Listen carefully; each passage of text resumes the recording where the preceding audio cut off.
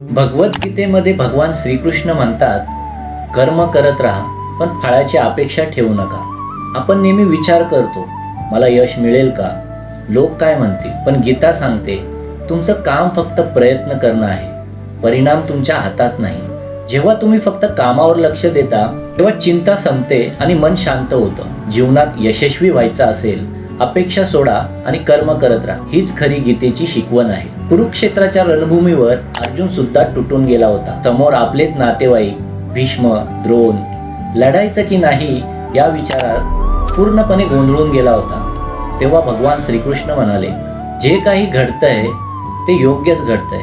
अर्जुनाला वाटत होतं सगळं संपलं, पण श्रीकृष्णाला माहित होतं हीच लढाई धर्मासाठी आहे. आपल्या आयुष्यातील जेव्हा सगळं चुकीचं वाटतं तेव्हा कदाचित तेच आपल्यासाठी योग्य असतं. अर्जुनाने शेवटी विश्वास ठेवला आणि इतिहास घडवला. तुमचंही जीवन बदलू शकतं, फक्त विश्वास ठेवा. जय श्रीकृष्ण.